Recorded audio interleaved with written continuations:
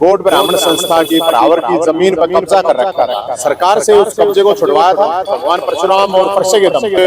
समाज के नाम से राजनीति करते हैं उनसे भी कहूंगा कि गोड ब्राह्मण संस्था के चुनाव करवाए जाएं। हमने निभाया, तारीख है, कोर्ट केस है तो वो तो भुगतना पड़ेगा, तो उसको भुगतने के लिए मैं तैयार हूँ। वहाँ पे डेवलपमेंट के लिए फंड ग्रांट जारी करे, मेरे पास तो इतना पैसा है नहीं। आंदोलन क्या इस आंदोलन की सिंपल ही बात, इस आंदोलन की जरूरत है नहीं भाई। केस में भुगतने लग रहा है, केस चलने लग रहा है, जमीन दे दी। अब जब जमीन दे दी तो अब वहाँ पे संस्था के चुनाव होने चाहिए। सभी पहले सभी पत्रकार साथी राम राम लीजिए, नवीन जय हिंद की।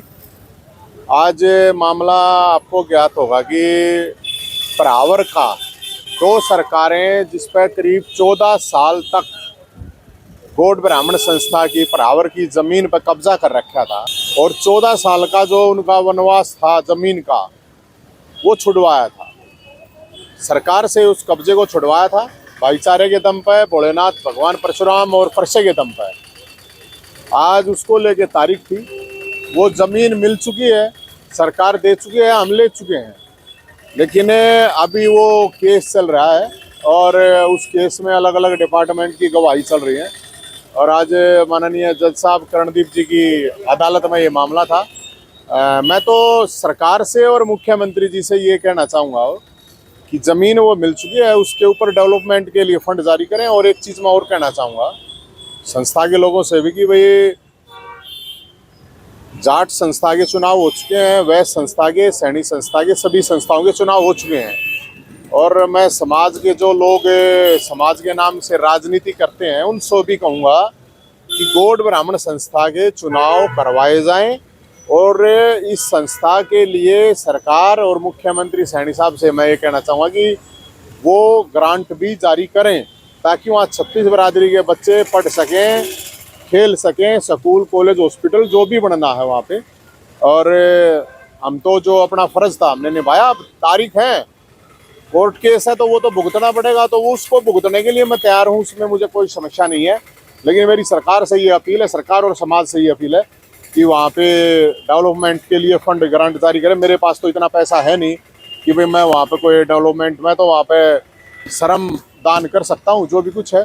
और मुख्यमंत्री जी से मेरी रिक्वेस्ट है कि सभी संस्थाओं के जब चुनाव हो चुके हैं तो गोड ब्राह्मण संस्था के भी चुनाव करवाए जाएं। गोड ब्राह्मण संस्था के जो चुनाव क्यों नहीं हो रहे, क्या कारण लगता है? अब मुझे नहीं पता वो क्यों नहीं हो रहे हैं, लेकिन मेरा तो यही है, समाज और सरकार से दोनों से ये रिक्वेस्ट है। अब 16 एकड़ ज़मीन है, उस ज़मीन की साफ सफाई करवा के उस चीज़ पे वहाँ पे डेवलपमेंट करी जाए ताकि स्कूल कॉलेज हॉस्पिटल बनाएगा तो सब पढ़ाएंगे, सभी बिरादरी के, सभी अक्षेत्र के दूर दूर से लोग पढ़ाएंगे। और वहाँ पे चुनाव होगा तो जो भी कमेटी वहाँ पे बनेगी तो संस्था की वो कमेटी भी उसमें काम करेगी। तो कौन सी तारीख मिली है अब आगे के लिए? अभी तारीख तो आएगी, अभी तारीख की वकील साहब ही बताएंगे। हमारी तो जो हाजिरी लागनी थी वो हाजिरी हमने लगा दी है, लेकिन मैं तो जानकारी के लिए मैंने आपको जो जानकारी है वो मैंने बता दी है। और मैं तो सभी से, उन साथियों से, सबसे एक बात और कहूँगा कि 12 तारीख को मकर संक्रांति से पहले न्योता है सभी योद्धाओं का, दानवीरों का, क्रांतिकारियों का कि वो रोहतक स्टेडियम के सामने वहाँ पे पहुँचे। तो कोई आंदोलन वगैरह करेंगे चुनाव को लेकर? आंदोलन क्या इसमें आंदोलन की सिंपल ही बात, इसमें आंदोलन की जरूरत है नहीं भाई। केस में भुगतने लग रहा है, केस चलने लग रहा है, जमीन दे दी।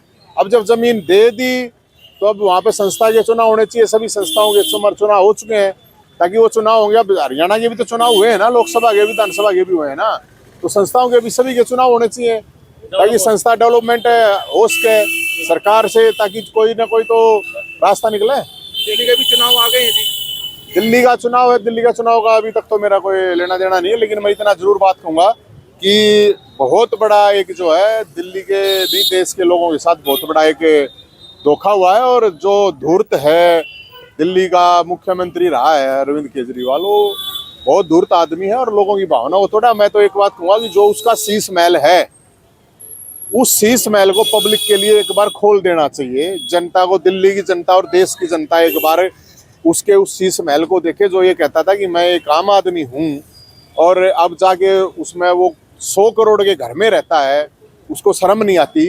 तो मैं तो इस चीज़ के लिए प्रायश्चित करने के लिए हो सकता है कुंभ में जाना पड़े। मैंने तो एक ही पाप किया है, मैं तो यही मानूंगा अपने आप को, मैंने भी उस पाप में शामिल रहा हूँ।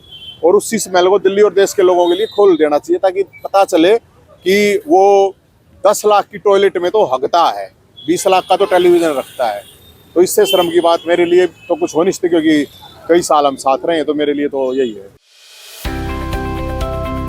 अब किसी भी प्रकार के दर्द से क्यों होना परेशान, जब ऑर्थो चार्ज कैप्सूल हो आपके पास।